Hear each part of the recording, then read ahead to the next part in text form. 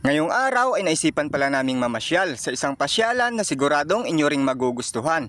Napakaganda raw ng tanawin dito at mayroon pang 360 na overlooking view. What is this I'm feeling? I just can't explain. Dito mo raw makikita ang Sea of Clouds sa umaga, kaya nga naman kahit madilim-dilim pa, kami ay lumarga na. Alas 4 nga ng madaling araw nang kami ay bumiyahe. Okay na okay naman ang daanan, lalo na at simentado mula baba hanggang sa akyatan. Yun nga lang, napangaw-ngaw talaga ang makina ng aking motor dahil sa matatarik na daanan, lalo na at hindi ko pa inaasahan.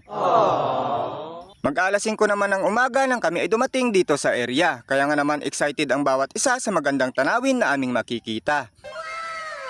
Papasok pa nga lang ay bumungad na agad sa amin itong napakagandang tanawin na sinabayan pa ng malakas at malamig na simoy ng hangin.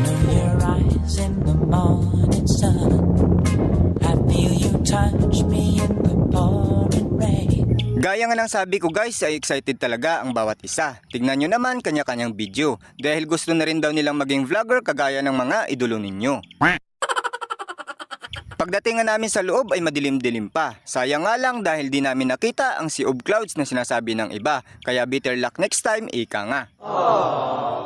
Sobrang lakas daw kasi ng hangin ngayon. Kaya nga naman ang mga ulap ay hindi nagsibabaan. Pero gayon pa man, busog naman ang mga mata namin dito sa kakatanaw ng napakagandang overlooking view.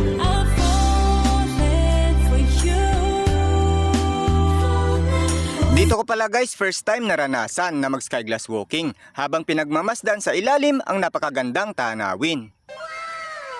Skyridge Park nga daw ito kung tawagin dahil sa napakagandang overlooking view sa ibaba ng napakataas at matarik na bangin.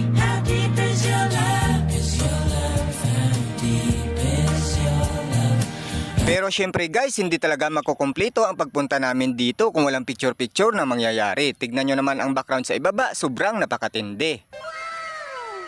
Napakaswerte ko pa nga dito dahil ako ang napiling photographer ng mag-asawang Julia at Coco. Tignan nyo naman guys, itong si Julia sobrang ganda. Kaya no wonder talaga na may in love itong si Coco Partin na ating bida. You're beautiful. You're beautiful. At hindi lamang yan guys dahil hindi ko lubos akalain na sa likuran pala namin ay nandito si Jolina at si Marvin na pinapanood ako habang nagpipicture sa mag-asawang Julia at Coco Partin. Siya nga pala guys, pasensya na kayo kung nakalimutan kong sabihin kung saan ito matatagpuan. Sa sobrang ganda ba naman ng overlooking view dito, muntik ko nang makalimutan pati ang aking pangalan. By the way guys, ito pala ay matatagpuan sa Mount Anahawon, Sitio Sumpong, Barangay Banlag, Valencia City, Bukidnon.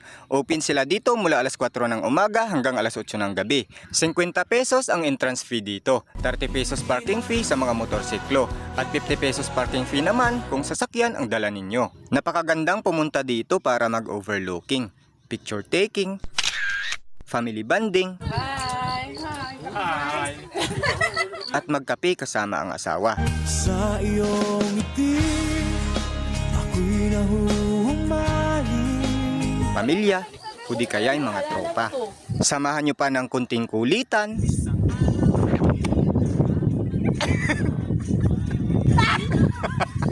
Napakasayang tawanan.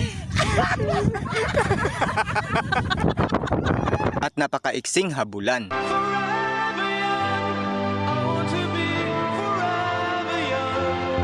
Kaya ano pa ang hinihintay nyo? Subukan nyo ng mamasyal dito at huwag kalimutang i-share sa amin ang mga best moment ninyo. Huwag nyo rin kalimutang i-like at i-share ang bidyong ito kung nagustuhan nyo.